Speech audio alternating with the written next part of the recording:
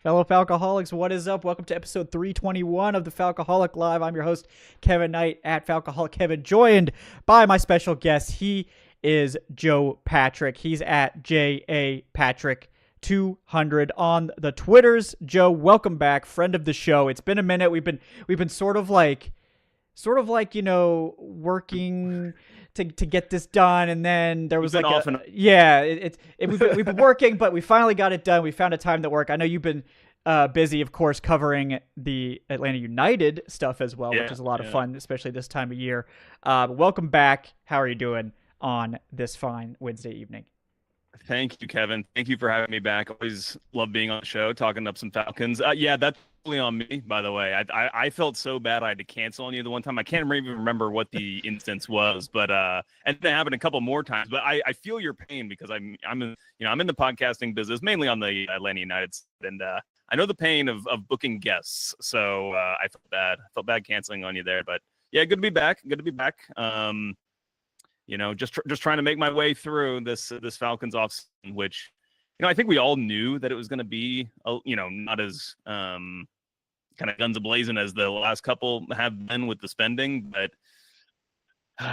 with the Kirk Cousins saga kind of, on top of not a lot else to talk about, it's just felt like, we're just making our way through the mud and the muck here on our way to the draft. Yeah.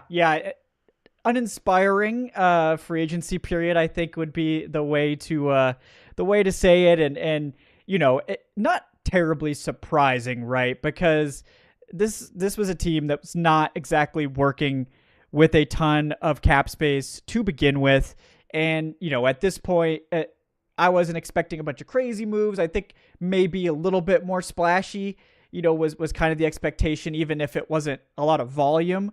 But, I think part of it was several teams, the Falcons, I think, were hoping to maybe acquire a marquee player through a trade. And so far that hasn't panned out. It seems like the Bengals are getting their act together, unfortunately, with Hendrickson, who should never have been on the market, to be fair. So, at this point, it seems like that's probably off the table. And I think they were hoping to have a big swing there.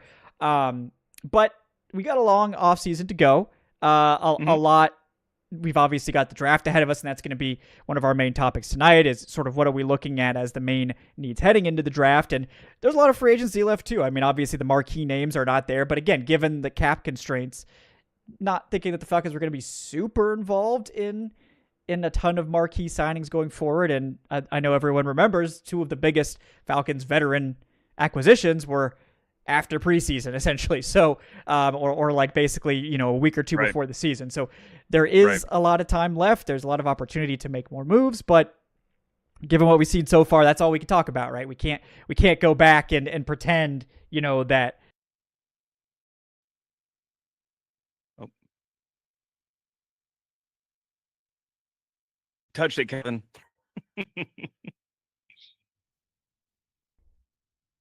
Turned it too low. I turned it all the way off. The gain was spiking. I was like, oh man, I got to turn my gain down. And then apparently I turned it down too low. So still learning the new mic, ladies and gentlemen. I thank you for your patience. But guys, we got a lot to cover tonight. Obviously, we're going to be going over some of the recent moves. We got a bunch of restructures that came in. Thanks, team, for saying nothing about the restructures.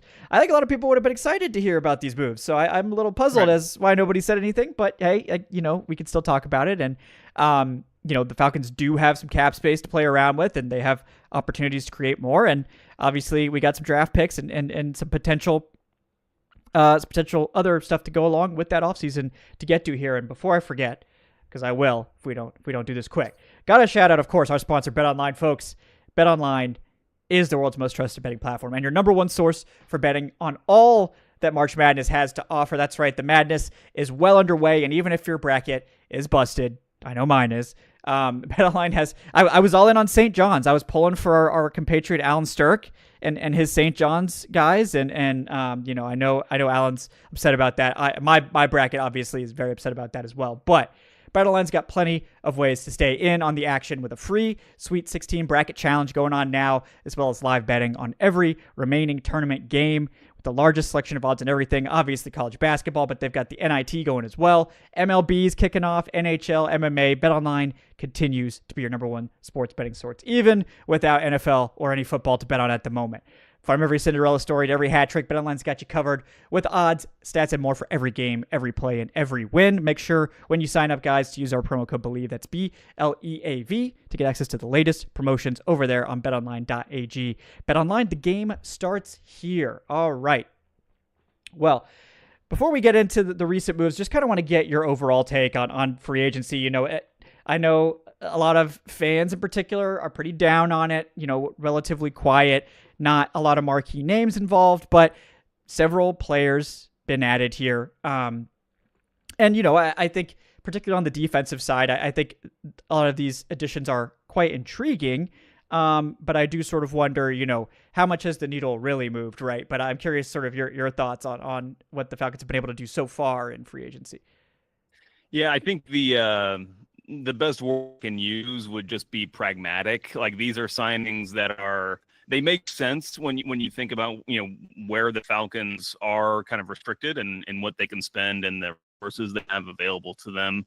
And so, again, we were talking about, you know, before the intro there, like we knew there wasn't going to be like probably fireworks, although they had the capability to do it. I think everybody kind of knew, like, you know, even if a Trey Hendrickson is available, even if there's a possibility of it, even a good possibility, even if the Falcons have the best possibility of it happening in the NFL, still unlikely. Like, these moves are just tend not to happen more than they tend to happen, you know? So, and especially in the Falcons circumstance. So I think that they've done fine given, like, you know, what's been available to them. And I kind of like the way that they do some prospecting. They do take some like kind of mid-tier swings, I would call it, like on a in Diablo, similar to like when they signed Caden Ellis, where, like, I remember after they signed Caden Ellis, like the talk was basically that the Falcons, you know, slightly overpaid in that instance, but I think the Falcons saw some attributes that the player had, and they saw a role for him to play. And so I think that they have done something similar here with a player like Diablo. I don't know if we want to go into like all these guys individually, but, you know, for him as an example, they see a weakness. They need to kind of support Troy Anderson. I think they would like Troy Anderson, obviously, to be that, you know, most down linebacker, but they have a player who's like him, who can kind of supplement him. You know, plays and obviously guarding against the injury risk. And, you know, they gave themselves a little short-term opportunity to see what they have in this player and cover them in case the worst does come to worst with Troy. And you kind of have someone in that role available to fill in for him if that were to happen. So that's just an example of, like, I think smart in it's basically as much as, you know, you could reasonably do. It was tough because it felt like it wasn't a super deep free agency class in some of the areas where they did, and they just weren't going to be able to be one of those teams who could be like the ones who were making the first swing, like the first move. You know, they just couldn't really kind of bid up against the top end for a lot of these positions. So for like a Jamie and Sherwood, for example, who ended up going for, you know, quite a bit of money, it's just unfortunate that they weren't in position to go out there and make those deals. But at the same time, Kevin, you know, I kind of wrestle with this, and I'm not suggesting that like the Falcons have done such a good job that they like don't have any, you know, money to spend because they've got, you know, this roster that they just absolutely love so much. But, you know, but it does make sense to me where if you are taking massive swings in free agency market, that's a big risk. I feel like it's actually been a less risky free agency and offseason than I expected, because you would figure that Terry Fontenot and Raheem Morris are probably feeling some pressure on themselves to, you know, put out a team that can go to the playoffs there. And and I actually respect them for kind of not prioritizing that over the long-term health of, you know, what they're building. Yeah, no, I totally agree. I mean, I think it's remarkably restrained, I would say would be a way to look at it. And like, given that I think, you know, many in the Falcons media sphere, but even in the national sphere, sort of think that this could be a make or break year for this regime. I think the idea was like, yeah, they don't have a lot of resources, but they're going to put the pedal to the metal with the cap. They're going to maximize the cap space they can create. They're going to go try to get as many big time contributors as they can to try to juice up this year, because if they don't get that winning record or that playoff run this year, maybe they could be in danger, but they haven't operated like that at all. And obviously a lot can change, right? I mean, there's more aggression that can happen, but the top free agents are off the market, so that's no longer going to be an option for you. But they could still be aggressive through trades or through post draft or post training camp cuts and stuff like that. But you're sort of hoping that someone falls into your lap at that point. It's a little bit different. But given what you've described, like I like the Diablo signing. I think he's an interesting player, probably the most upside sort of focused player that they signed. I and you're basically getting him for like a third of the cost of Jamien Sherwood over the length of the contract. So, you're not risking as much. You're probably not getting the instant upgrade that Sherwood would be, but like you mentioned, that the Falcons weren't necessarily going to be a team that was able to dictate terms to teams or, really dominate the market or be able to get out ahead of some of these things. And with Sherwood, he didn't even hit the market to begin with. So there was not really much the Falcons could do. And I know a lot of fans get frustrated by that, but the team that has the player always has the advantage. They will always have the advantage to re-sign them. And if they want to, they usually will. And I think that's, kind of an interesting thing with Drew Dahlman.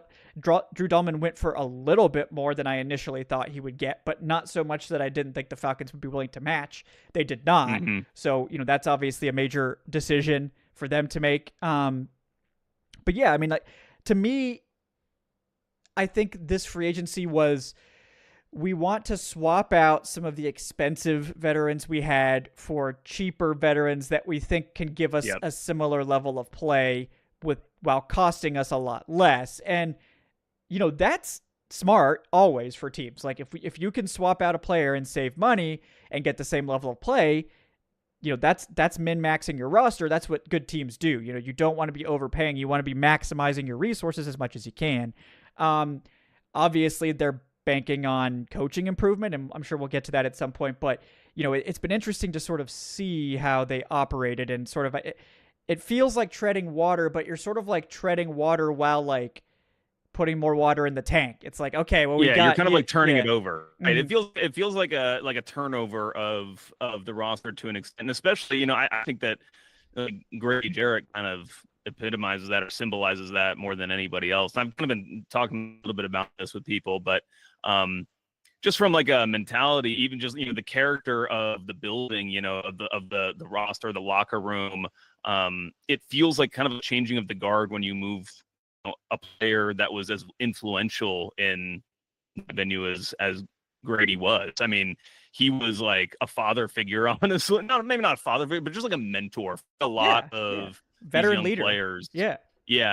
And now I think like when you have these opportunities that happen sometimes, if maybe you're at work and like a boss who's been there for a long time and everybody loves leaves, and like you have a void for some reason, I think it has an opportunity to like invigorate the group and like freshen things up. And obviously you've got a new coach on the ball as well, who I think we can all expect to bring at least better results than what the team was getting with the previous defensive coordinator. I think that there's at least kind of an air of something new, something fresh on that side of the football. And, I think that that's exciting in some respects. It obviously has no, relation to whether they're ultimately going to be successful or not, whether these players are actually going to be good enough or not. But I think that it feels like refreshing for me to think about like being some of those players. And it's not that, it almost sounds like kind of putting this against Grady, but it's just that feeling of change within an organization in general. And I think that, Grady was just somebody who'd been there for so long. I think that, there's going to be players that have to kind of step up and fill the shoes in one way or another.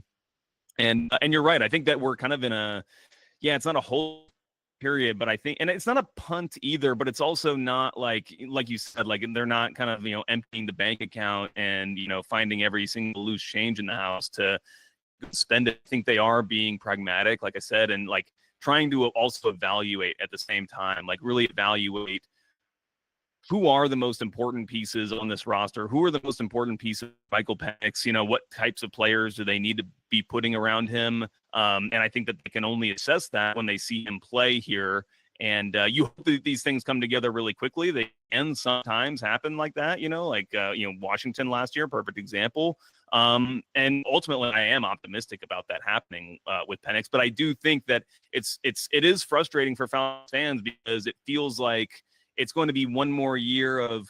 I'm not saying this team's like going to be poor next year, but I'm like very bullish on them making the playoffs. We can talk about that later too. But ultimately, they're not going to be, thought of as like among the Super Bowl league, like those true title contenders. But I still think it's can present itself to be a really exciting season for Falcons fans to watch Michael Penix, who I like couldn't be more high on, like I'm sure everybody else is basically at this point. Yeah, I mean, Penix definitely provides excitement around the team that just, I mean, we got it last year with Cousins, but obviously that ended up being false. But like the last 2 years feel markedly different from the last 2 years of Arthur Smith's regime because at least there's a quarterback to rally around. And we know that there's no path to competitiveness without a quarterback. It's so difficult to thread that needle. It's just not something that you can typically do. So at least Evan, I would even suggest that there was like a slight proof of concept in terms of like, not that it's like, an extraordinary claim, but like with Kirk Cousins, when he before the injury, the team was 6-3. They were well on their way to achieving what they wanted to achieve that season. And then, obviously things get derailed from there. But, I think that it just goes to say like, okay, well, if we can, if we can have our quarterback kind of play to that level, they're going to have some similar results, which were results before Kirk Cousins was a very different quarterback from, our particular moment of the season on.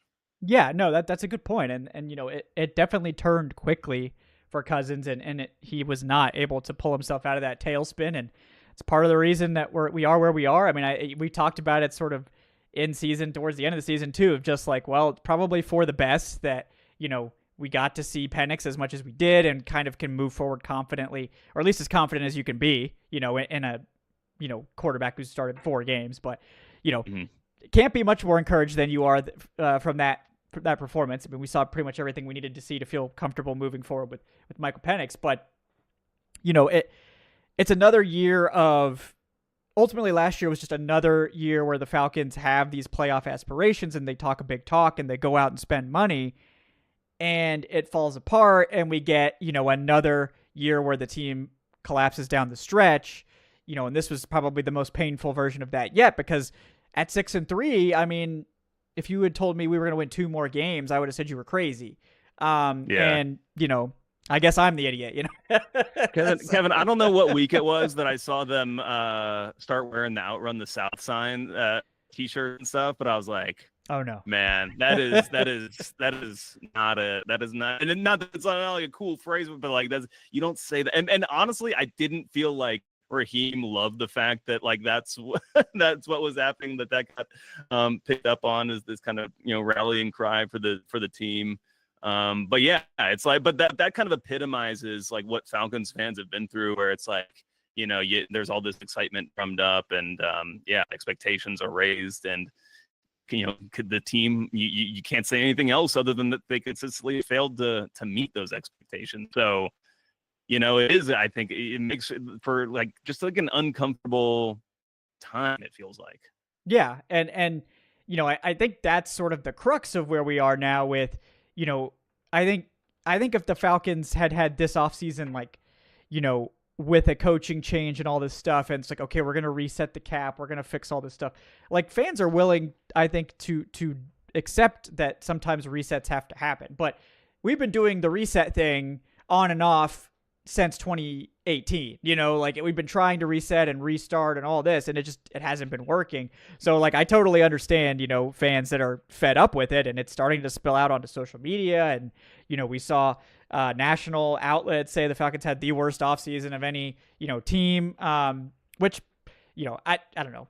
The Falcons had a bad offseason, I think. I don't know that I would call it the worst, but you're kind of splitting hairs with some of these, things where some teams just haven't made a lot of moves yet. So also judging the offseason based purely on free agency is pretty dumb. But, I get it. We all got it. I mean, we're here, right? We got to have content, right? So don't want to call it out, from that angle. But, to me, it's like I don't blame Falcons fans. I'm sure there's plenty of you in attendance tonight that feel like this was not enough. This was too little to move the needle on this team. And for me, the big issue is that I feel like on the whole the team kind of got worse. I mean, I defensively I think it was kind of a wash, and I do like some of the moves we've seen in terms of I think these guys could be better than what we had last year.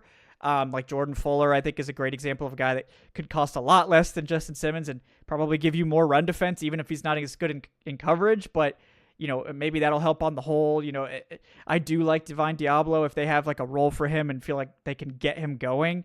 They didn't really have that athleticism in the linebacking core when Troy Anderson was not on the field. So, I think obviously Nate Landman's a good run defender, but the athleticism was not there. Teams would just take advantage of it over and over again. So, I think defensively, maybe you could say that they along with coaching improvements, which I think they're banking on coaching improvements, Jeff Ulbrich and Nate Ollie significantly. I think they're like, we have to have better coaching and we have to have a better scheme out there. And after watching that Panthers defensive performance a couple times, they're probably onto something there. Like, I think that's one way you can get better. It's just whatever you did against Carolina in that game, just burn that, that remove that. It is crazy to see. Like, honestly, I hate saying this about players. Like, some of the effort in that game was pathetic on the defensive side of the football, and I think it was I think there was frustration from the players last year with some of the calls, and I would just read it like kind of like in between the lines of like when they would talk, they would say these little things like whenever we do like jail or like something like I don't know, these like little like phrases, and it made you think like something's not quite right there, they would be something else, I think, in response to some of these questions. So I think also the Ulbrich thing, I think that it's also kind of a test case for Raheem, because I've always felt like one of the reasons for hiring him as your head coach is he's been around such great football minds throughout his career, and in that time he's just picked up a lot of football knowledge himself, and he's not only a teacher of the game, but he can spot talent when he sees it, and he's been pretty open about talking about that kind of being part of his role as the head coach is you develop the roster, but you're also developing your roster of coaches, and so it will be interesting to see if this proves fruitful dividends, him making these changes, and I think it will be. I mean, I was not like nearly as like kind of pessimistic as some people were about the Ulbrich signing. And who knows? I mean, I'm going to hold out judgment until we see how they play. But anyway, I do think that this is like, a test case of why you would have hired a coach like Raheem Morris to make these kinds of calls. Right. And, I applaud Morris for recognizing problems with the coaching and moving on immediately. I also have the same amount of like trepidation about you thought these like two critical hires were the best guys for the job. So it's kind of like, I mean, I give you credit for moving on, but I can't really give you credit because you also hired them last year. Like two of your most important coaches, defensive coordinator and defensive line coach, ended up being disastrous hires. That's obviously not great, but Zach Robinson looks like that could be a very promising hire. I think, a lot of the other positions, as well as the guys they elected to keep, I think, some of that looks very good. So, it's far too early to pass overall judgment on this team, but this year, like, is going to mean a lot. And part of me wonders, like, given what we've seen, like, are they really not on the hot seat? Like, because I would assume that they would be. I think that Blank's probably got that championship fever even worse now. We just saw the Team Golf League win. We've seen Atlanta United win. Right. So he's got to get that Super Bowl trophy here to Atlanta. And part of me wonders, like, I think Blank has typically been a very patient owner, usually giving guys at least 3 seasons to get it done. But Raheem Morris isn't a first-time head coach the way that Dan Quinn and Arthur Smith were. Now, obviously, Dan Quinn didn't need 3 seasons to get it done. Just needed 2. But Morris is an experienced head coach, much more experienced overall than most guys, especially considering his age. I mean, it's crazy how much coaching experience he has already. I do wonder, like, is he really on the hot seat or not? Because they're not operating under a lot of pressure. I mean, obviously they're feeling pressure, guys. Like these guys want to win. Like they want to win more than we do, like as much or more. Like there's no question in my mind that Terry Fontenot, Raheem Morris, every single coach, every single player on this roster is busting their ass trying to win. I'm just surprised that they're being so restrained about it, given the expectation that like if you don't make it, like are you going to have your job next year? Yeah, no, I totally agree. And I do suspect that, especially Terry, I think it is a make or break year for him. I think there's a lot of hope. I do wonder if one of the reasons why it didn't happen this year was because of, picks and the whole organization being, so high on him. And Terry obviously has a huge hand in that decision ultimately coming to fruition. And he deserves credit for that. We obviously don't know how that career is going to out, but it seems like a really, really important decision that he got right for the organization. But I think that that's only one piece of the puzzle, and ultimately, you've got to.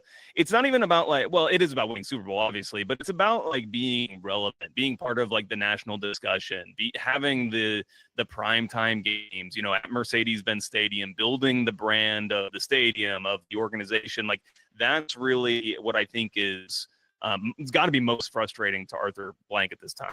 Obviously, the competitor in him, and I'm sure, after what happened in 2016, don't need to kind of rehash how much he probably wants to win a Super Bowl. But I think that really what, ultimately, if you want to have success as an organization, you got to be one of those teams that is heavily featured in, the national media. And so that's what they're shooting for. And so I do think that this is important for Terry to, build a team that goes to playoffs. I would be surprised. I thought there was a chance it could have he could have gone this year. He didn't. But I do think that if they don't make the playoffs, then he probably goes. Although you always have to caveat it with we got to see how it happens. Maybe Penix gets hurt or something, and if fortune turns against them, and there's nothing they could have done. Some other things obviously would have to go well in instance. But ultimately, just broadly speaking, I would say that he needs this team to make the playoffs to keep his job. I'm less certain about Raheem, and I don't know. They feel like a tandem, like they feel like they're kind of like a unit, so to speak. And they've made these decisions. They've been so tight, just the way they describe their relationship and the discussions they have. And again, going back to the last year's draft with Penix, they're kind of both, they're kind of almost in the defendant seat at for a lawyer at a in a right. jury, getting grilled about these questions, and they're kind of it's almost like they had each other's backs basically in that moment. That's just kind of how they present themselves. And so I would kind of think that they do go hand in hand, but again, you don't know. But to kind of wrap this up, I do that again. That's why I respect what they've done, is because it feels like they've done it out of pure principle, of what they think is going to be best for the Atlanta Falcons and not for themselves. And so I think that should give people reason to at least kind of maybe be more I'm not even gonna say, I don't want to tell people how to feel about it, but I do think that they do feel like we could have maybe pushed the envelope a little bit more, but ultimately that would have put us at furthest down the line, which they didn't want to take on. Yeah. I obviously, acquiring a franchise quarterback goes a long way. If they do, if by the end of this year, regardless of anything else, if Michael Penix is clearly a franchise quarterback by the end of this season, you probably think that Fontenot and Morris are safe, regardless. If the defense is a disaster and all that, obviously that's going to be a problem. But it just ultimately, if you unearthed a franchise quarterback one way or another, that buys GMs 3 to 4 years. Now, Morris, I don't know, but they seem very linked together. So, if you have that franchise quarterback, you are in the national discussion. You are going to get those national TV games again, which is kind of and so I think, yeah, you're totally right. I totally agree with that.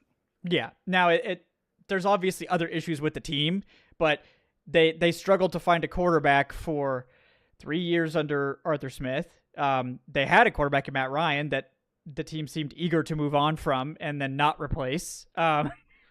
Very bizarre. We don't need to rehash that. Just finished writing up an article about the Browns cap situation. That was really something. But thanks again, Cleveland. Seriously, guys. Not to twist the knife, but thank you guys. Like, and they're probably going to bail us out again with Kirk Cousins. I mean, thank you, Cleveland. Like, seriously, like, this is no joke. Like, thank you guys so much. Like, we really need you. Like, we need you to save us from ourselves. Like, you know, just whew. But like the fact, like, getting a franchise quarterback is a big deal. Getting the offense right is a big deal, and getting a coach that's a good offensive coordinator and hopefully keeping him around for at least a few years would be nice. You know, I do wonder how like we can't also waste too much time, because it's like, well, how many years are, if Zach Robinson is everything we hope for and this is a great offense and all this, how long is he sticking around, right? So we can't have too many years of just treading water, you know, languishing a good offense behind a terrible defense. But, you know, we have to have improvements on defense, because what we saw the last, you know, 2 weeks of the season, I mean, mostly the Panthers game, you know, the defense was so bad that it didn't matter that the Falcons were scoring 40 points or close to it. It's just they couldn't, that, like, the defense couldn't stop anyone. And, you know, like you said, like I that game was weird. First of all, like, I think anyone watching that game knows that was not how the defense played. Like, against the Commanders, they gave up points, but, like, they played with a ton of energy, a ton of heart. I don't like, the defense is completely different from Washington to Carolina. And maybe that's just morale dropping. Maybe that's other things. And they still, I mean, went into that game still having a chance to make the playoffs if results went their way. Yeah. And for a while, if I recall correctly, like, it actually was kind of like in flux until like the pretty late in the clock games, if I remember correctly. I think so. Yeah. So it's like, you know, we saw a defense that was not good, to be clear, but, like, wasn't necessarily keeping the team from winning. You know, I think just unfortunately, you know, the overtime rules, which maybe will change. You know, we may see the overtime rules extended from the postseason into the regular season, and we no longer have to worry about who gets the ball first in overtime, which is just the dumbest thing I can think of for determining who wins a game most of the time. But, you know, the defense can be, I think, operating under the assumption that the Falcons defense is what you saw against the Panthers in the last week of the season would be erroneous. I also would not look at, like, their best game last year and be like, oh, well, that's what the defense is too. Like, I think you can throw out the outlier games, and that last game was an abomination. So I don't even want to think about that game. You know I was talking to Trayshawn, who's my co-host on Tuesdays, and it was like, it seemed like that was like the team being like, all right, Jimmy, like, we need to know, like, if you got it or not. Yeah. So you're going to call this game. You're going to give it your best shot. You call whatever you want, like, no restrictions. Do what you got to do. Prove to me that you're the guy for this team going forward. And, you know, he just went straight out and face planted in the mud. But, you know, I hope he went out running what he wanted to run. It was an abomination, but I hope he at least got to do what he wanted to do. It was a dark look into a defensive scheme and what could be. But, I think there's a certain, you know, percentage of the team that's like, if we just get a real scheme in here, that's going to fix some of our issues. And it sort of feels like the idea is like, this defense isn't going to be good, right? Like, it's not going to be good. We're not going to be able to get it good from this year to next year, not with the cap crunch we're in, not with all this stuff. But what we could do is make it not terrible. Like, if we could just get it to be like, it kind of reminds me of the 2023 Rams, which is like, that defense lost tons of veterans. They didn't have much in terms of salary cap or anything else. They basically went in with a ton of rookies, a ton of cheaper players, and it ended up being okay. You know, they finished 19th, and the offense carried them. And that's basically what the Falcons are hoping, is we could get this defense to like 20th, so it's not killing us every week, and we can just blow people out of the gates with our offense, and that's what our plan is for 2025 at this point. Yeah, I mean, I think that they would be happy to, like, kind of get the performance that they get in this 2022 Falcons. Remember that defense with Dean Pease? It wasn't like, you know, it was a frustrating defense to watch because they did give up a lot of yards and they just conceded a lot of time of possession. But ultimately, they get teams out of the end zone. They were pretty good at that. They were pretty good at least just limiting points. And that was a defense that was just bereft of talent, big names. You obviously had some of the young pieces. AJ Terrell. You had Grady. Some of the core pieces, but other than that, there was not a lot around them. And they got out of them. And I think that this defense would be a little bit set up a little bit differently. Obviously, different coordinator, different personnel. And I would think that a Jeff Ulbrich defense is probably going to be.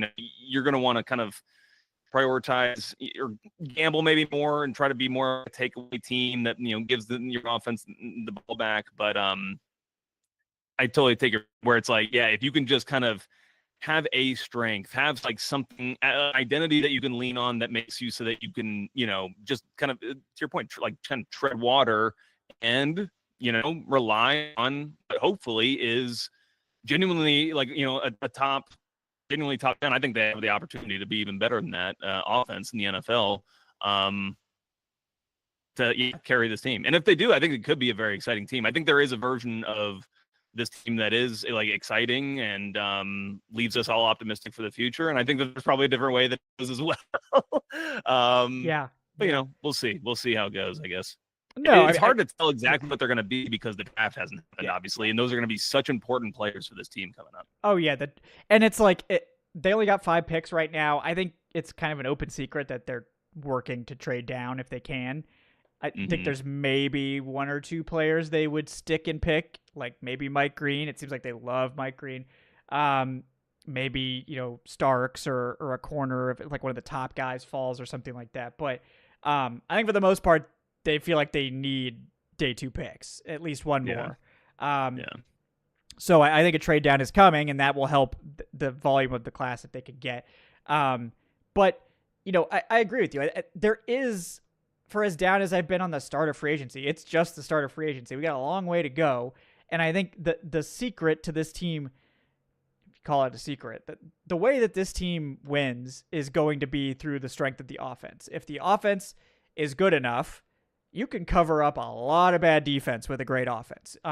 You can have a bad defense that just creates some takeaways, and that's a ticket to 10 wins.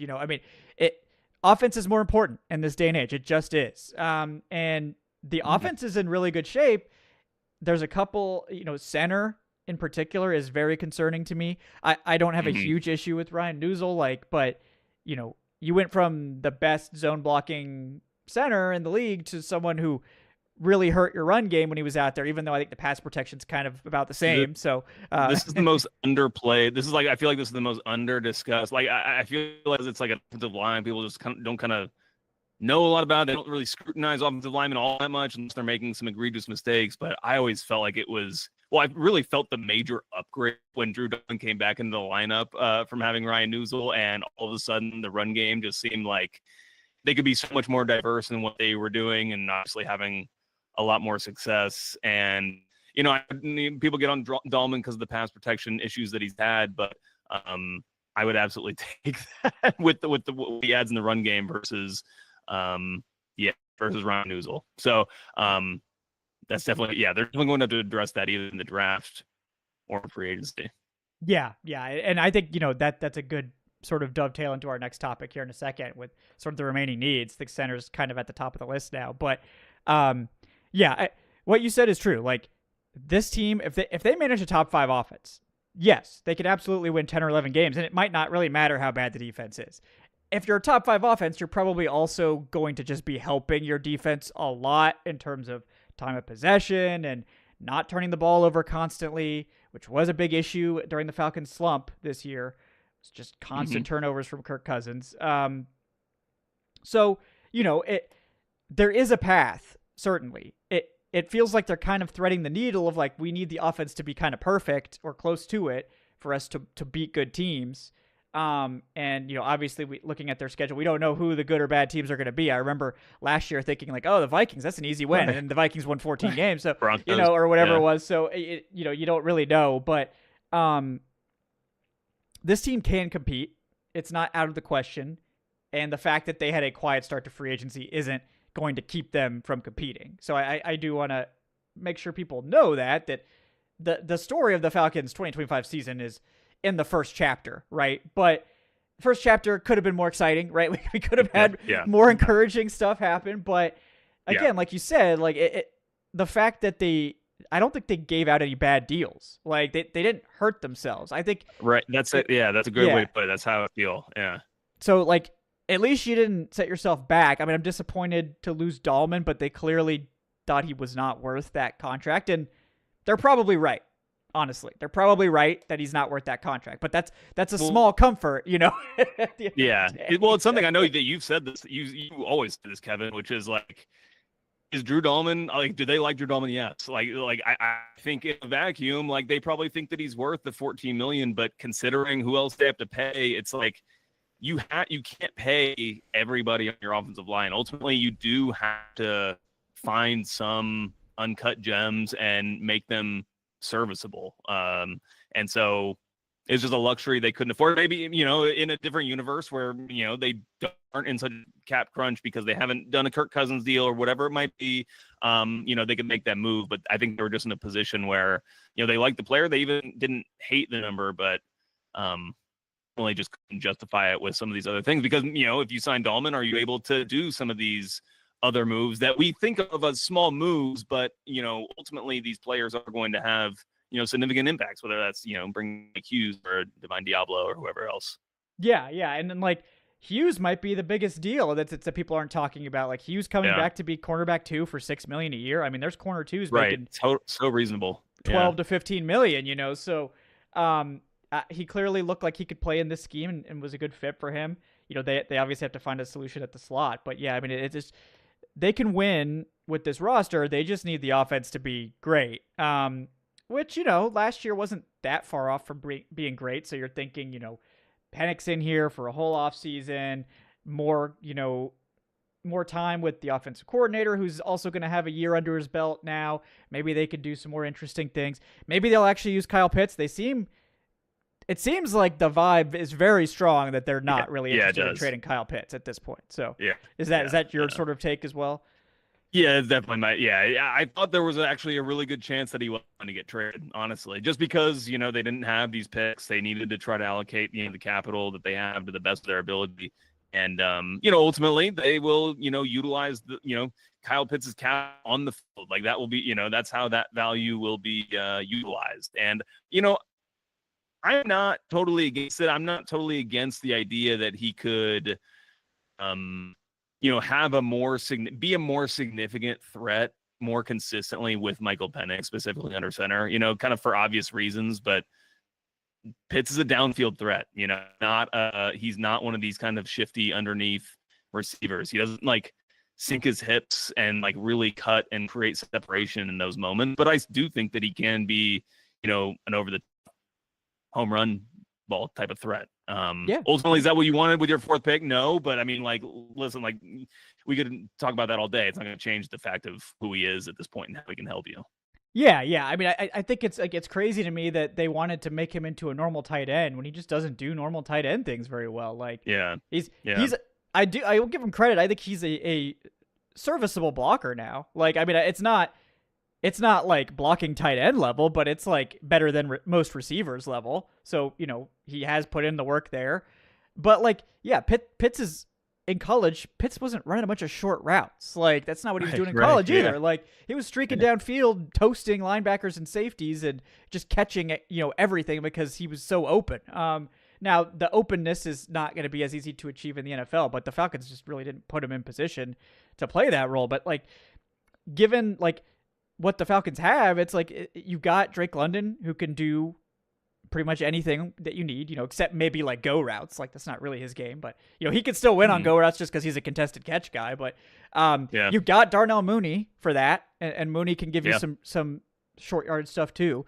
For the short stuff, you got Ray. Like Ray is that type of player, and the Falcons do seem to really be enamored with him far more than I think anyone sort of thought. Like they didn't even try to bring back Rondale Moore. So there's no question. They were like, "Yep, basically, we're happy with Ray." So you know, he's your short yardage guy. Like you can have, you know, London and Ray sort of feasting in the short to intermediate area, and you can have Pitts be your clear out guy. Like, you know, and he doesn't even need to run clear outs. Like, you should throw him the ball on those clear outs sometimes. That's why he was getting pissed off, is because it's like, I'm just running clear outs every play and no one's ever thrown me this ball. Like, it doesn't matter doesn't matter if I toast the linebacker and I put my arm up. I know the ball's not coming. So, you know, Penix showed that exactly.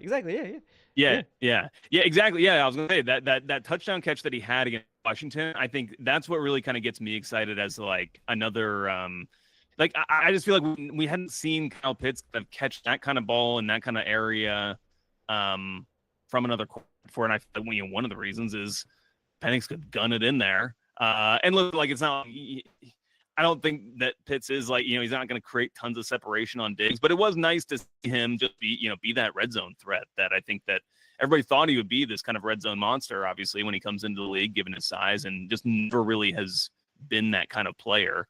And I think ultimately they probably, like, again, when we talk about trading potentially, I say all this, I don't think he's like the ideal end for what this offensive staff wants in a tight end. I think that their ideal tight end is probably someone more like a Charlie Warner. Like, you know, if you're going to play an 11 personnel, you kind of tight end that can do a lot in the blocking game, you know, helping set up the run game.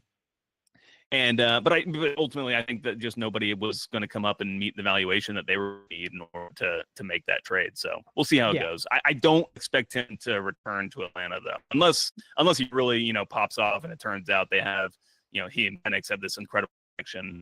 But we'll see how it goes.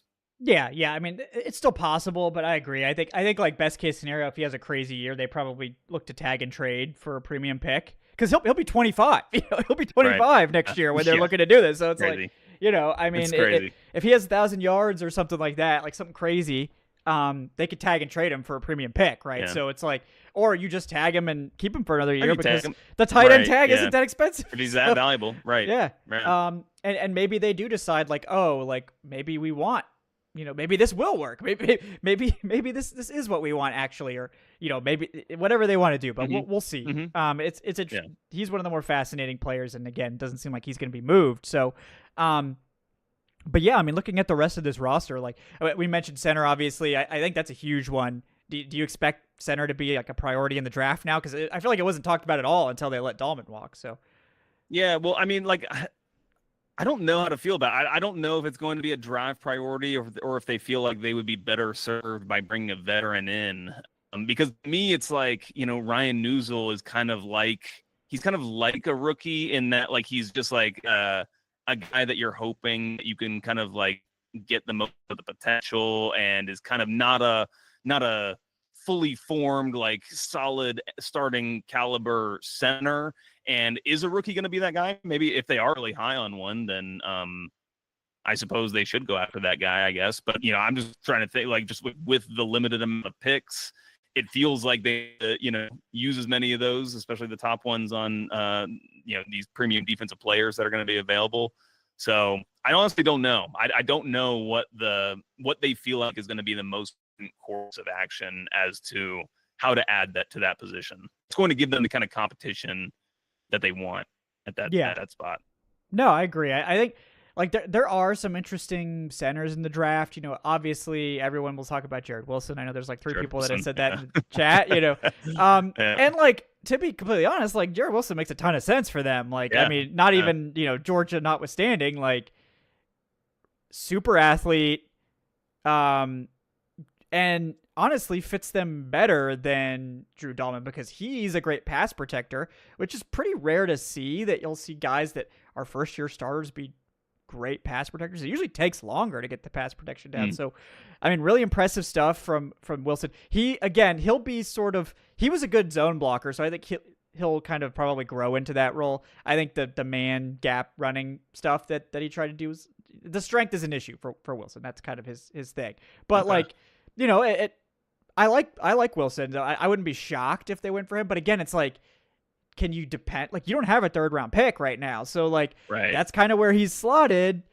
And are you going to spend a second? I mean, I think he could be worth a second. I think he could develop into a good center, but you're going to spend your second, like, for the reasons you said, like the reasons you said is like, well, what about all these other 15 needs that we're going to talk about here in just a second? Like, I mean, it's going to be hard to slot that in. So I feel like they could get him, or maybe they go for one of these day 3 centers. There's a couple guys that are interesting, but like, they need the picks. They need extra picks if we're going to do this, because I don't really see how they can make it work otherwise. Yeah. I don't think a day 3 center is going to like calm anybody's feelings about the center position. Right. Even if you are high on a particular player, it's not going to be. You're not going to feel super comfortable about like competition between 4th round pick versus Ryan Nuzul. Yeah, I think the team is very confident in Nuzul being a fine starter. It seems for to. them. And like, it was good that we got to see him start, and like, he was fine. Like that is like, ultimately Nuzul was fine. Yeah, it wasn't a disaster. Especially in pass pro, he was fine. Like, not really an impact player, but it's, if you don't really think too much about your center during a game, that's not that bad. Like, you could do tons worse, much worse. I mean, people were clamoring for Garrett Bradbury, and he's a disaster in pass pro. Like, I didn't get that really at all. Like, people were like, oh, we should sign Garrett Bradbury. Dwayne Ledford likes him. Dwayne Ledford didn't want him. Like, James Bradbury is not like, he has not panned out. And if the Falcons are moving to more pass pro focus, which I think is kind of the signal that I'm picking up, not re-signing Dahlman and not extending McGarry yet either. Extending McGarry was one of the best ways for them to create space. They didn't do it. So again, this is 2 guys on the offensive line that were great run blockers and sort of middling pass protectors. And you do wonder if it's like, well, maybe they don't want to pay, 4 of their 5 offensive linemen also, but like, maybe those are 2 spots that they're like, okay, we can get better in pass protection here and get cheaper at the same time. And maybe that's the most important thing to them. But I'm curious what like your top need is for this team at this point. I mean, I'm pretty sure I know what it is, but what is like your thing is like, they have to come away from the draft with like something here, or we're going to be in huge trouble. Yeah, no, I mean, it's the masculine urge to draft a pass rusher. It's just like that's how it is this time of year. And especially for the Falcons, it's like every year. They get us every time. Exactly. So that's what it is for me. I will be interested to see who's available for them, frankly, when their pick does come up, because there's been some mock drafts I've been paying attention to, like that I think have come out this week or so, and a lot of them have like both Mike Green and Shamar Stewart available at 15, which I think too good to be true, like from a Falcons perspective. A lot of these drafts have had 2 tight ends, with Warren and Coulson both going in the top 10 I've seen in drafts, which is that's like where I'm like, okay, one of these is going to be an edge. Like, that's going to be Shamar Stewart, not a tight end or something. But if that's the case, then I feel like you can't go wrong, basically, and I'll be quite happy with the outcome of that. And it would be interesting to see, so, if they trade down in that situation, if they feel like there's multiple available, or I think it would suggest that if they do kind of pull the trigger there on whichever player it is, it means they really do believe that player, because, like we've been saying all the show and every other show, they've got this lack of draft picks that, they want to add to that they could do by trading down. So, it's pass rush at the top, and then nickel for me, it's obviously the other one, but I was doing the numbers on D. Alford at the end of last season, and it was just so ugly. And it was like, I felt bad. I was like tweeting out some of the numbers, and I actually just kind of felt bad putting them out there. But I think it basically said that D. Alford was like the worst back in the NFL, and he was certainly the most thrown at defensive back on a per play basis in the NFL. Yeah. So I think that there's, if you are to upgrade that position substantially, and I don't think D. Alford's a bad player, by the way. Like, I think he's totally like, he should be like, a end of the roster / practice squad type of talent. But he probably shouldn't be like your penciled in or written in pen nickel back for a season. So I think you can upgrade there. That's a huge opportunity to, capture some value and make this defense better. Yeah, I love Jahdae Barron. He's Yeah. Jahdae Barron and Mike Green are probably the two guys that, like, if they're there at 15, I would have a hard time trading down, just because I think they're both just instant impact guys. I love Mike Green. I was pretty worried when we heard the buzz about the allegations initially Yeah. that he would just be off their board, but it Yeah. appears that is not the case. It seems like he's I, very much on their board. So I would just say my understanding, like the yeah, whole like thing about the Falcons and the character and all that stuff is it's more about like, who you like who you are at at the workplace, basically. Like what kind of like what's your professionalism like? What's your attitude like? How well do you work with people? How well do you take coaching? Like these are the types of things that I think they're most concerned about when they talk about this kind of stuff. And I think the Jalen Carter issue was a little different. And I think that was specifically about the issues he was having and the proximity the Falcons had, like literally geographically, to those issues that may have, made them feel like that was an untenable situation. But otherwise, the character issues are less about like specific criminal, allegations, and more about just how they feel like their personnel would literally just get along and work day to day with these people. yeah, I think it's definitely more of a case by case thing that like the Falcons don't just see like, oh, like there was something in your past. Well, we're just going to take you off our board. Like there's whole teams on every team that are dedicated to, we're going to go dig up everything we can and try to come up with, as clear of a picture as we can. And sometimes you can get a clear picture from going and collecting evidence and stuff like that. Sometimes you can't, and then you have to make a business decision there. The Falcons have typically, I think, when they haven't been able to get the information or they've found stuff they don't like, they typically do pass. That's been the history. But I wouldn't just assume that teams like the Falcons just take anyone with any sort of like blip on the radar off their board. And with Mike Green, there's a lot of details there that I think are important. And, a lot of it is not public, but from what I've been told, it at least one of the allegations is believed to not be a big deal. And I that sounds bad to say, but without this isn't exactly like on the relative record information to what could be the worst case scenario. There's an explanation for it that teams are confident in, and it didn't and it doesn't paint Mike Green in a bad light. Okay. Now it was off record stuff that I was told, so I can't elaborate more than that. The college allegation, I think, is the one that teams are not really super knowledgeable about. I don't have much information about that one. All we know is that he transferred and nothing else really came of it. So again, that's up to the team to figure that out. But based on Raheem Morris showing up at his pro day, it seems pretty clear that he's on their board to me. So, whatever you think, it seems like he's on their board. And all I can comment on is his on-field stuff, because I'm not in the room. I'm not in the meetings. I'm not an investigator looking into this stuff. So all I can comment on is the on-field, and the on-field's awesome. Mike Green, I love talking to him at the Senior Bowl. He blew up the Senior Bowl, dominated. That's exactly what, like, the biggest question was like level of competition. You saw him put 2 sacks up against Ohio State's offensive line, and you saw him dominate the Senior Bowl. Like that's all the boxes you could check. Like you didn't know about the level of competition at Marshall. Then he did it against Ohio State, and he did it against the Senior Bowl competition. So that's basically as good as you can get. That 6'8", 5'3" cone is absolute insanity for a 250-pound edge rusher.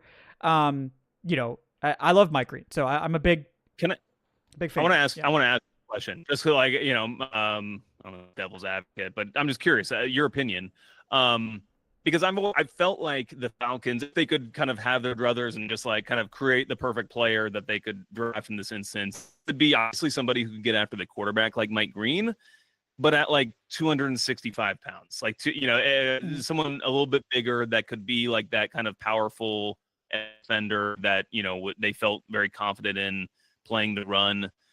Would it be a concern for you? Well, obviously, I mean, is there a risk in Mike Green kind of profiling physically similar to an Arnold Ebiketie? Would that, if you're playing both of them on the field at the same time, obviously you've got a lot of dynamic, athleticism there between the two of them to get to the quarterback. But I guess the question is are they 3-down players? If you speak to that. Right. Yeah. I mean, again, I only watched him defend the run at Marshall. He was great, at that level of competition. I mean, I think he could use his hands a little better. Probably put on a little bit more weight. But he was a good run defender against that level of competition. I mean, I didn't have any concerns based on the tape. Okay. I think he had nearly a 10% run stop rate on PFF, which is elite for an edge defender. I mean, and again, this is against, Marshall's competition, but I think he had a 90 run defense grade, had a lot of tackles for loss. And, against Ohio State graded out positively. And again, that's kind of the one game you could look at, right? But that was the best audition, and I think he nailed it. He had one of his best games against Ohio State, so that makes me feel better. But I'm an Ohio State fan, so.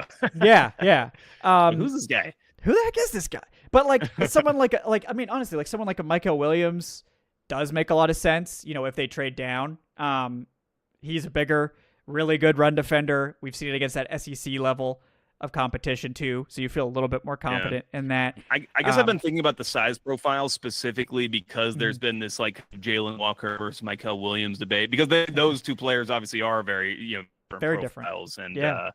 And I would think, and I'm with you, and I think a lot of people that follow you or you talk with that just are not as on Jalen Walker.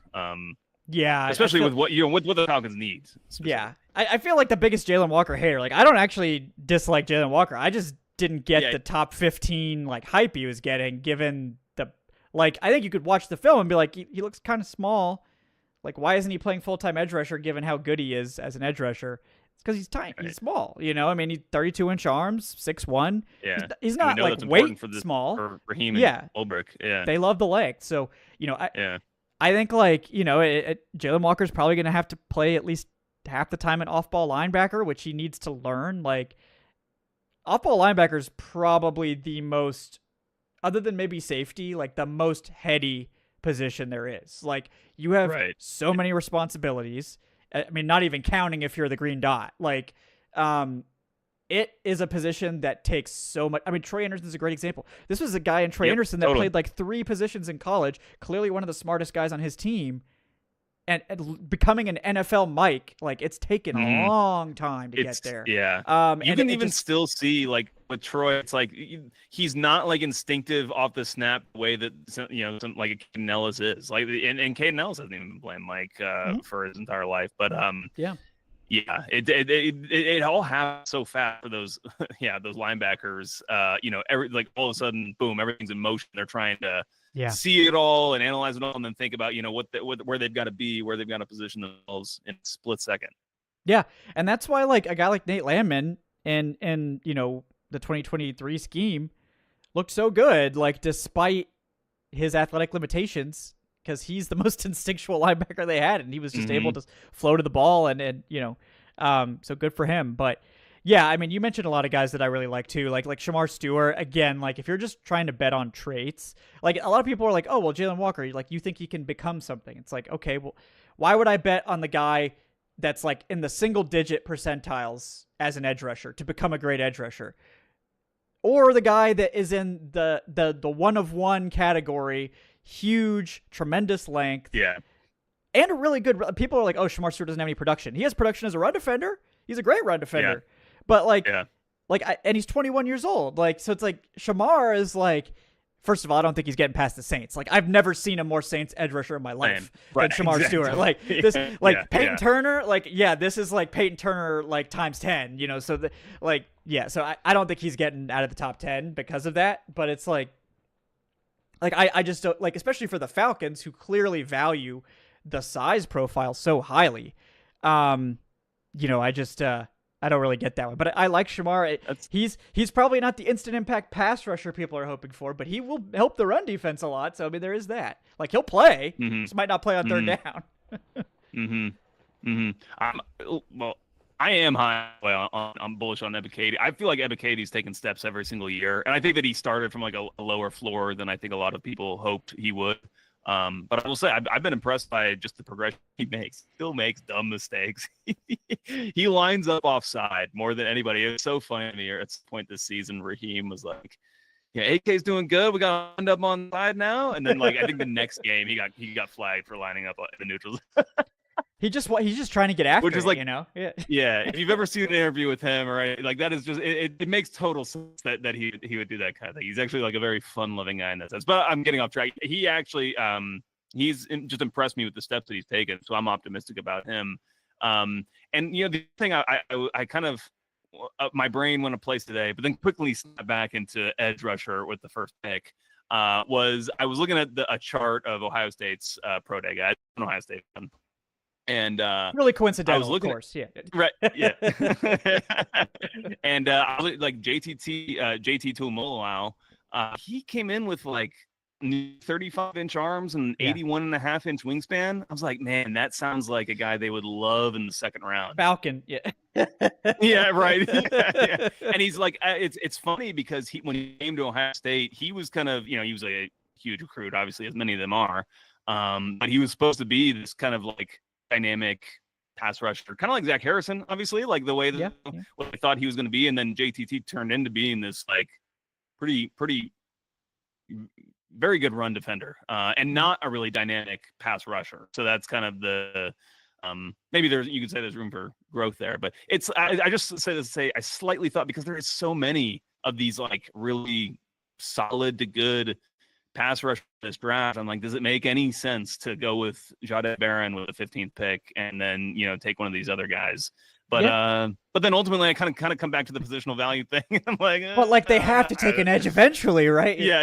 I mean, no, like Jahdae Barron's like one of my highest graded players. I might even have him like as a top 5 guy. He's like the only one I would be okay with if it's not an edge rusher. Yeah, like Jahdae Barron is so clean. I mean, like I just don't have, like, he could be a little taller, could have maybe slightly longer arms, Other than that, I don't have any concerns. Like he played outside corner at like 5'11" and was elite. This is an elite slot corner that has DJ Reed possibly ability. If you need him to play outside for an injury reason, he can move outside. But like, if this team wants to run nickel like 80% of the time, like they did last year, there's no better way to improve that unit than to get an elite slot corner, like an elite slot defender. And I think you can make an argument for like Malachi Starks being another option there too. He's more of that big nickel, obviously, but Starks is one of those rare safeties that you can play him in the slot. Like, he played almost 300 snaps in the slot this year. Like, he played more snaps in the slot than he did in the box. So let me ask you this: is there, you're way more familiar with the player pool than I am? Is there another like corner that is like second round worthy, that kind of profiles like Barron, would at least that has the experience playing in the nickel? That's what I'm curious about. Because when I've gone through on PFF and like looked at these guys' numbers, obviously it makes sense that a lot of the top corners out there are guys who have played on the outside their entire career, because it makes total sense. They're probably the best player on their team, the best corner on their team, and lined up, on the outside. And that's one of the things that I just really love about Barron, just that he has that experience playing in the slot, which is exactly what the Falcons need. And that's why you feel like he could come in and immediately be, a really kind of plus defender for you. Yeah. Is there anyone else like that? There's a couple guys that I like. Yeah, there's definitely a couple guys that I like. So I think if you're looking at corners, this is... I suppose it could be safeties too. Exactly. There's a couple. I know one guy the Falcons did a lot of work on is Maxwell Hairston. Now, he's played outside entirely, and he's much more of like, you're looking at his 2023 season, because this year was not anywhere near as good. He was hurt, missed a lot of time, but... Hairston, I think, ran the fastest 40 at the combine and all that stuff. I think there's a chance he's 6'1", 190, so he could play outside too. But I think they might be like, oh, this guy's sick athlete, maybe we want him playing in the slot, or we could do that. I think one of my favorite slot guys is Jacob Parrish from Kansas State, who, funny enough, it came out that they had, I think, a formal meeting with him at the combine. Jacob Parrish from Kansas State. again, guy that played outside mostly, but he's Yeah, that's right. 5'10", 200. So that's slot corner build right there. 5'10", 200. You're Right. thick, Yeah. Yeah. thick, short. All right, get in the slot. He's really good. Let me And ask you. yeah. Let me ask you this question: do you think I'm Mhm. making too much of this having slot experience? Because the only reason I really think about it, or not the only reason, but one of the reasons is because of something that you had pointed out about Mike Hughes being such a better player, just on the outside versus playing in the slot.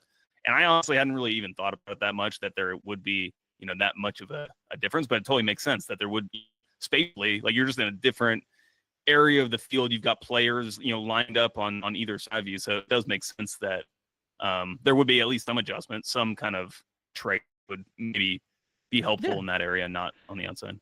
Yeah, it's very different. Like when you're working inside like that, you're almost always going to have a two-way go. So you're really looking Right, for the right. guys that are great change of direction guys. Instincts matter a lot. Run defense. So guys that it does help to have the experience because it's a very different position.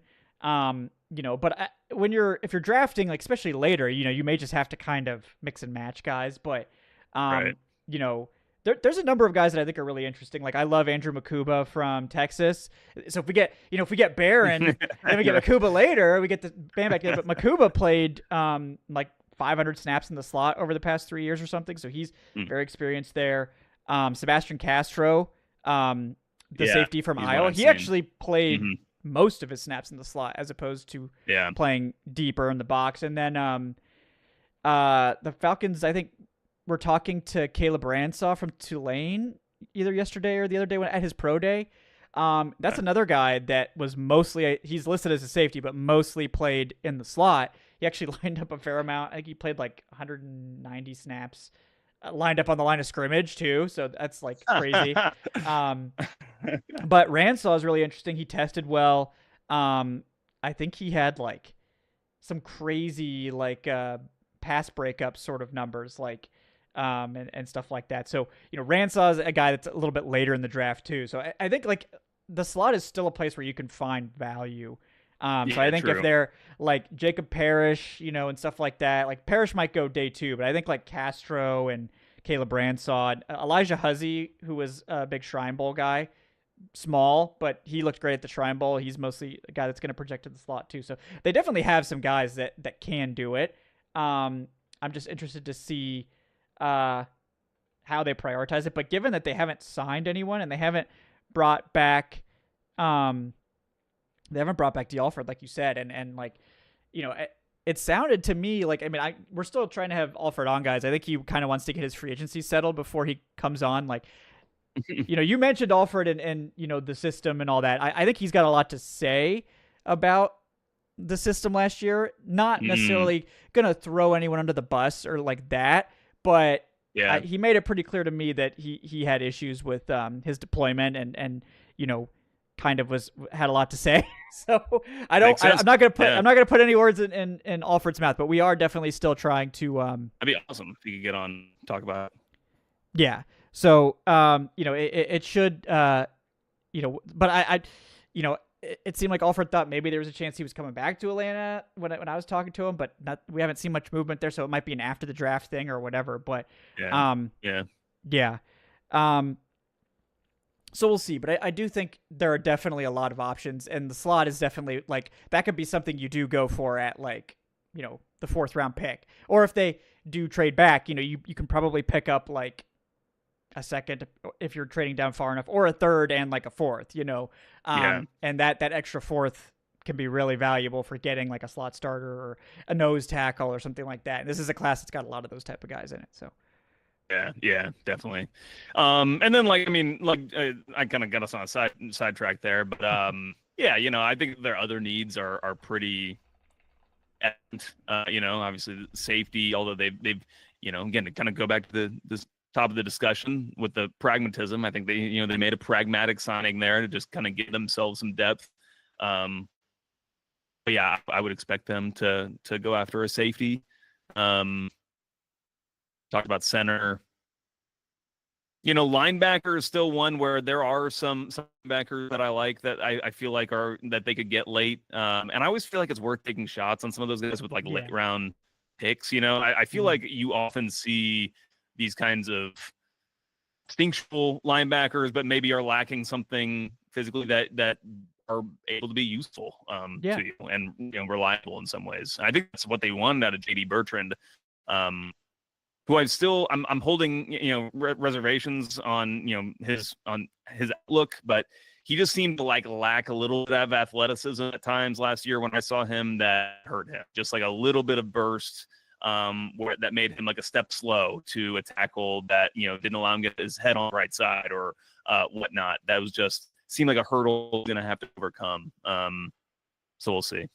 Yeah, I agree. It's like, JD Bertrand to me looked like he was small and didn't look like a plus athlete either, which he looked better. Like his tape was much better in college. So it's possible that it's just like he needs time. Again, we talked about how difficult linebacker in the NFL can be.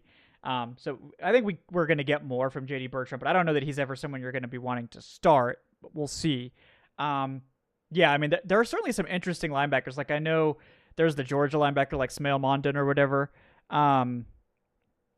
He's interesting. Obviously, great athlete. I know like Kane Madrano. I barely watched him, but he tested out like crazy. So he could be like a 7th round pick if you just want to go for like a total I don't know that you can play linebacker. I think he had like a 25% missed tackle rate, but that man can run and he's big. Yeah. So let's find out. Let's find out if we can get anything here. But I think it's interesting. Or maybe a tackle. See. I mean, I know Aaron Freeman's been on his tackle thing, which again, it's kind of similar where it's like with some positions we talked about earlier. I don't know how much I'm gonna feel like a 7th round tackle. It's a lottery ticket basically. You see how that player develops, but that clearly be kind of a play for the future, which I wouldn't be surprised if they obviously try to bolster with some of these late picks. Yeah, no, I agree. I think that there's a number of places they could look with those late picks. Like I liked, I think it was Holland Pierce, the Rutgers tackle. Kind of feel like looking at his profile, he's gonna go higher because this is a dude that's I thought his tape from the little bit that I saw this year was pretty good. He's 6'8", 340. I think he moves decently well. He's just huge. And so it's I feel like you're 6'8", 340. Your tape is actually good this year. I think he allowed 1 sack on 500 pass blocking snaps. He's played both left and right tackle. Right now, I think on the PFF board, he's 231. I feel like this guy's getting drafted in the 5th round with that accolade list there. But profile. If he lasts into the 7th round, I've already taken him for the Falcons late. I think that's a perfect tackle development guy. I mean, he's not. I mean, he graded out well in zone blocking. I mean, I kind of feel like you're not getting crazy levels of athleticism and movement at that size, but if you can get enough, then he's going to be hard as hell to get around in pass pro. Maybe that's more important to them. So, right. But yeah, I think we covered pretty much all the main spots, and we'll see if they add anything else. I did speaking of offensive line depth and stuff, I did like that they brought back pretty much all the depth guys. I think Storm Norton's a great swing tackle. We've seen him step in, and the offense doesn't fall off with Storm. Which maybe that's why they're maybe we don't want to extend McGarry because if the offense doesn't get significantly worse with Storm, who are paying a couple million, maybe we should just go to Storm next year and draft a rookie or something and save a bunch of money. But obviously I think same thing with Ryan Newsel. McGarry's a much better run blocker, but Storm is a solid pass blocker, and again there's not really a huge drop off there at that point. So it kind of plays into something we were talking about earlier, where it's it's that year of kind of need to assess some of these guys, especially because you've got this full wrinkle of the left-handed quarterback kind of flipping some of these positional roles. Exactly. So I'm curious to see who, what they do end up prioritizing, who ends up sticking around, and ultimately I think a lot of their eggs are in the development basket. We have a better D-line coach, so we really need Rook and Dorless to be starters. At least Rook. Rook, I'm bullish on Rook. I've said this in other places, but I felt like he had more of the kind of reps where you're holy hell, who was that? Oh, that was Rook. Damn, that was a really explosive, wow, just a clean block shed, and then makes a tackle. He had more of those reps, I felt like, than any other Falcons interior player. It's just unfortunate that he wasn't getting the reps. You know, it was so frustrating for fans. And then obviously, and that's aside from him getting hurt. I mean, I'm talking about when he was healthy and dressed and still not getting the reps. Obviously, I think it took until like the 5th game of the season before he even hit the field, which was just seems crazy. But yeah, one of my biggest beefs with last year was how they organized the defensive line rooms. Like, let's convert Zach Harrison to defensive tackle, then draft 3 defensive tackles, then sign more defensive tackle. Like, we don't, like, what are we doing? Like, we don't have any edge rushers. Why are we moving Zach Harrison? We don't have any edge rushers. They didn't play. So, like, I hope that was like 8 defensive linemen on the roster. I think yes, it's like we took one of our most promising edge rushers and made him switch to the inside so we could get 10 snaps a game. Like, it's very bizarre, but clearly there was a belief that the defense was not managed correctly from the higher level and specifically the defensive line. So I'm hoping this is a sign that they know that was a huge mistake, and I'm hoping they move Zach Harrison back to edge. Like, we need edge rushers. And what better way to get one than to have one already on your roster? You got Zach Harrison, who can be your sort of 5-tech big end guy to stop the run, get him back down to 270, 275. He doesn't need to be 290. You got AK, you got Floyd as sort of your pass rush specialist, and get a rookie in here. And and you got Braylon Trice too in the mix. So it's like, I think you could squint, and with a lot of like hopium put on top of that, maybe this could translate to something interesting, by a certain point. But, I can't see them putting together a good edge room without moving Zach Harrison back to edge. I think that's going to be really difficult. Maybe they make another signing or a trade or something, or maybe they draft multiple guys, but we already don't have a lot of draft picks. So I'm just, It would certainly alleviate my kind of concern that I have about the edge room as it stands right now, which is just that it's kind of lightweight, just in terms of like literally the players that they have are just not, they're just, you need some of those stout run defenders, that you can put in some of those situations. Exactly. And I agree with you. I think that Zach is like, I mean, I thought that it was actually like, I think it was a good experience for him to like put on some weight and like have to deal with some of these situations that are new to him. Because I think it will ultimately be helpful. Like as he goes on in his career, he probably will, he's a big enough guy where he is going to rotate on the inside, especially like in pass rushing situations. But I agree with you. I think that he would be better served being like, 15 less than he was playing last year. Because he's got those, he's still big and powerful even without it. Yeah, like that's what he played in college. He just played 5-tech for Ohio State, and I mean, you probably know more about his college days than I do. So, he was never like super productive, but he was very flashy and reliable run defender, and the Falcons could use that. Like, like you said, I do. Part of me wonders, like, are we going to more of like a 4-3 under, which a lot of you guys know is that's what Dan Quinn ran. It's basically a multiple front for the most part, but it's basically like a 3-4 with 4-3 personnel. Like you're gonna have one edge rusher that's more of a stand-up guy, and you're gonna have one edge rusher that's more of a hand in the dirt guy, and you could take advantage of a lot of personnel. But I could definitely see, like if they draft Shamar and they get Zach Harrison back on the edge, then you got 2 full rotations. You can have AK on one side and Shamar on the other, and then you can rotate in Floyd and Zach Harrison, and then you got a good pass rusher and 2 guys that can take up space and stop the run, and you could go heavy with Harrison and Shamar or whatever it is, and go pass rush focused with the other 2 guys and mix and match. Basically whatever we get from Braylon Trice at this point just seems like it's gravy. It's like, well, we just need something, whatever so that weird. Is. Yeah. He's the forgotten man, but no kidding. It's unfortunate, but. Yeah. We'll see what happens, but I'm interested to see how it plays out and what they prioritize. But, they got to find a way to take advantage of what they have, because what they have already is not a lot, but like we can't be sitting some of our highest potential players on the bench, like Zach Harrison last year. We can't be having one of our, top year 2 guys just playing 10 snaps behind a litany of veterans. Like, I mean, Contavious Street, like it was like just a parade of guys that they were like, well, we're not going to let Harrison play, but we will let like anybody off the street come in and play just to see. It was wild, the guys that were out snapping Zach Harrison on a week-to-week basis. Like, you Yeah. drafted this man in the 3rd round. Are you trying to get Fontenot fired? Like, you're just like, well, I know you spent a premium pick on this guy, but we're gonna convert him to a position that we already have 7 guys at and make him not play.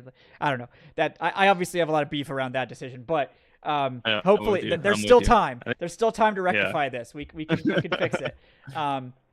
But yeah, I think that's kind of the secret. Like, if this pass rush does miraculously get a lot better, I think part of it will be that we're like taking guys that we miscast last year, putting them where they need to be, and taking advantage of all these guys that we drafted that didn't see the field.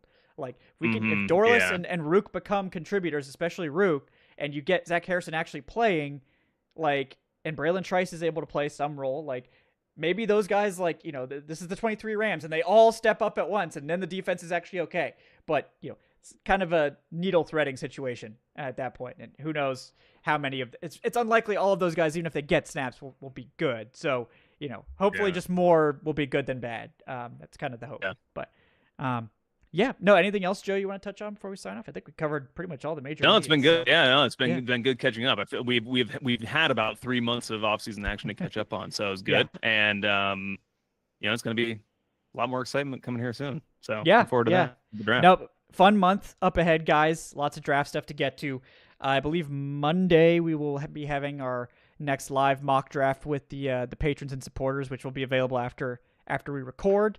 If you guys want to take part in that, stay tuned to the Patreon, stay tuned to the YouTube channel memberships, and we will get the link out for that shortly. And then we will also be having another live mock draft for everyone. Don't worry about that. But we appreciate all the people, all the support as well. Like and subscribe, everybody. Did want to get to Noah C, the super mod. Yeah, I got you, Noah. With his $5 donation. Thank you very much, Noah. Asking how you are doing tonight, Joe. I'm doing well, Noah. How are you doing? Doing great, Noah. Yeah. Thanks for keeping the peace, Noah, especially on the Discord. People are pretty well behaved in the Discord, I must say. I'm proud of you guys. We haven't had to ban that many people over the last couple of years, but that's not an invitation. By the way, but yeah, not that many. Not that many. Yeah, it does happen from time to time. But he says Noah's perfect draft would be Jahdae Barron, Kenneth Grant, I assume in the 2nd, and then Oronde Gadsden, the tight end from Syracuse, Tyler Berry, and Colin Oliver. Yeah, I know Trayshawn loves Colin Oliver, the Oklahoma State connection. Yeah, if I thought Kenneth Grant would be there in the 2nd round, I would be there in like 10 seconds. Like, I would run to the podium, but unfortunately I think Grant's probably going like late first-ish. But Jahdae Barron, yeah, he's one of the 2 guys I think at 15, like, that would be, I would have a really hard time passing. Feels like you can't, it feels like Barron, like you can't really go wrong by picking him. Like, he's going to have a fruitful NFL instant career. Impact, elite slot starter that can play outside probably too. Yeah. Can't really pass on that. But good draft though. No, I would love, obviously, if that were to go down, would love to see that happen. But guys, thank you so much for watching tonight. Really appreciate you hanging out.